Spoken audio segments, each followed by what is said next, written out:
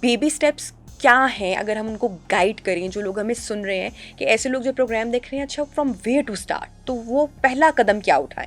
कोई एक भी वीक मोमेंट या एक भी चीट डे ना आए। Workout is very very very important. हमने डाइटिंग को शायद एक क्रक्स मान लिया है कि नहीं, डाइटिंग से एवरीथिंग। सो डॉक्टर साहब, आपके साथ कभी ऐसा हुआ आपने सारी गाइडलाइन किसी ऐसे शख्स को दी हुई हो और वो 1 साल के बाद आपके पास आया हो कि मैंने सब कुछ किया, now I want to get it done, कि अब सर्जरी करवानी है? मैं बेसिकली वेट लॉस सर्जन नहीं हूँ, या मैं मेटाबॉलिक सर्जन भी नहीं हूँ। सो हर टिश्यू को इंचेस में रिड्यूस करने का नाम बॉडी कॉन्टोरिंग है, और आमतौर पे बॉडी कॉन्टोरिंग कभी मोटे लोगों में की नहीं जाती। So what are the baby steps if I ask you? ऐसे लोग जो कि जिन्होंने 100 kg फॉर एग्जांपल, आपने बताया कि अपना वेट लॉस किया और आप कर सकते हैं, और at least you should give yourself any year, 1 साल अपने आप को दें, तो वो बेबी स्टेप्स क्या हैं अगर हम उनको गाइड करें, जो लोग हमें सुन रहे हैं कि ऐसे लोग जो प्रोग्राम देख रहे हैं, अच्छा फ्रॉम वेयर टू स्टार्ट, तो वो पहला कदम क्या उठाएं? पहला कदम इज स्टार्ट्स है कि वो डिसाइड कर लें कि मुझको वेट रिड्यूस करना है, इट्स और मुझे खुद करना है, ठीक है, और वो लेट गो ना करें, एंड एवरी डे लाइफ वो अपना डिसिप्लिन करें। जो बातें हमने ऑलरेडी की, स्लीप साइकिल, डाइट, सबसे पहले वो रेगुलेट करने की जरूरत है, जिसमें कोई एक भी वीक मोमेंट या एक भी चीट डे ना आए when you really want to lose. Discipline is the key. And उसके बाद workout is very very very important, क्योंकि workout का मकसद actually weight loss नहीं है।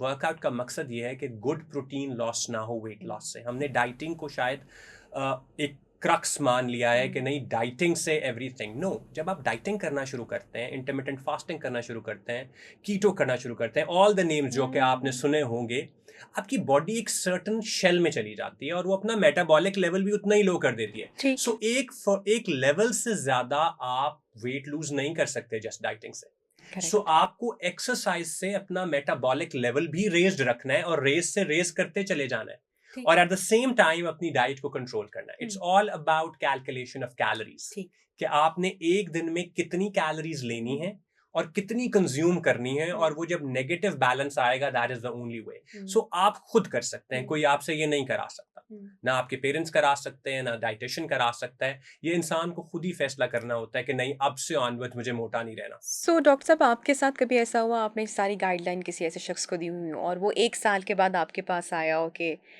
मैंने सब कुछ किया, now I want to get it done, कि अब सर्जरी करवानी है? सो लोग वो एफर्ट हमारे यहाँ करते हैं यहाँ पे, because I have seen people जो कि बहुत एफर्ट नहीं करना चाहते हैं, तो फिर उनके लिए सर्जरी ही है, प्रोसीजर ही है, और कौन सा है? नबिया, मेरे पास बेसिकली, क्योंकि हर किस्म के पेशेंट्स आते हैं ना, हर किसी को ये पता नहीं होता कि कौन क्या करता है। मैं बेसिकली वेट लॉस सर्जन नहीं हूँ, मैं मेटाबॉलिक सर्जन भी नहीं हूँ। मैं बेसिकली बॉडी कॉन्टोरिंग कर सकता हूँ, यानी कि मैं बॉडी को शेप दे सकता हूँ। उसको पतला इंसान ने खुद करना है, और मैंने उसको बॉडी कॉन्टोरिंग के हवाले से कि क्या है, जो लोग देख रहे हैं उनको पहले हम बता देते हैं कि ये बेसिकली क्या है और किन लोगों के लिए है। देखिए, बात यह है कि जब भी कोई इंसान अपनी सारी एफर्ट करके किसी भी तरह, चाहे मेटाबॉलिक सर्जरी से, चाहे वेट लॉस करके, या इन जनरली भी अपना लाइफस्टाइल मेंटेन करके अपना एक ऑप्टिमम वेट अचीव कर लेता है, एंड देन उसको लगता है कि नहीं, मैं ड्रेसिंग करता हूं तो वो अच्छी नहीं जचती, मेरा पेट निकलता है, मेरी साइड्स निकलती हैं, किसी के बाजू बड़े होते हैं, इन सब चीजों को एक शेप देना, ऐसी कॉन्फ़िगरेशन देना कि आप जैसी ड्रेसिंग चाहें आप वो कर सके और उसमें अच्छे लगे, उसको बॉडी कॉन्टोरिंग कहते हैं। इसमें लाइपोसक्शन आता है, टमी टक आता है, बटक लिफ्ट्स आता है, थाइज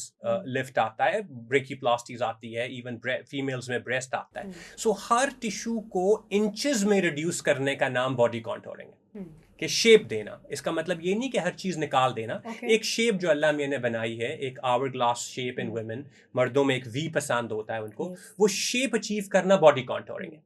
और आमतौर पे बॉडी कॉन्टोरिंग कभी मोटे लोगों में की नहीं जाती, इट्स अ कॉन्ट्रा इंडिकेशन। सो उनको पहले नॉर्मल वेट पे लाना एक प्रोसीजर है। सो अगेन, इसीलिए मैंने कहा कि ये पूरा टीम वर्क है। सो हम मेटाबॉलिक सर्जन को भेज देते हैं, एंड एनीबडी जिसका भी बॉडी मास इंडेक्स, यानी कि वेट, उसके जो एक खास हाइट है उसके लिहाज से वेट एक खास लेवल से ज्यादा है, आमतौर पे मेरी नजर में 30 to 35 से ज्यादा, नॉर्मल बॉडी मास इंडेक्स 20 होता है। टिल 30 लाइपोसक्शन को पुश करके हम body contouring plus weight reduction कर सकते हैं, लेकिन 30 से ऑनवर्ड्स बॉडी कॉन्टोरिंग पॉसिबल, क्योंकि possible is a wrong word, मैं ठीक। आपको इफेक्टिव नहीं होती।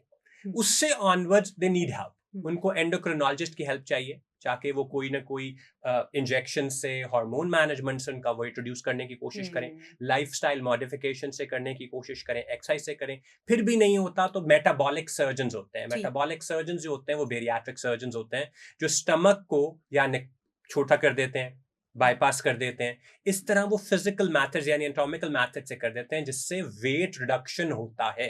बट ये सर्जरीज भी विदाउट साइड इफेक्ट्स नहीं है, इसीलिए मैं सबको यही कहता हूं कि 1 साल जरूर कोशिश कर लें रिड्यूस करने की विद योर फुल एफर्ट, चोरी वाली एफर्ट नहीं, पूरी वाली एफर्ट। अगर फिर भी वर्क नहीं करता तो जरूर जाएं बेरियाट्रिक सर्जरी की तरफ, लेकिन उससे पहले नहीं। सो जो मैं करता हूं दैट इज, आप समझे, चेरी ऑन द टॉप होती है कि इंसान सब कुछ अचीव कर ले, लेकिन थोड़ी स्किन सैगी हो गई है। अब जो बंदा 100 किलोग्राम या इवन 30 किलोग्राम लूज करेगा, स्किन सैगी होगी। उस स्किन को रीशेप करना कि वो अपनी मर्जी का ड्रेसिंग कर सके, अपनी मर्जी के सूट पहन सके, ड्रेसअप पहन कर सके, वुमेन जो है वो अपनी ड्रेसिंग कर सकें, eastern wear, western wear, that is body contouring, जो कि कॉस्मेटिक सर्जरी में आती है।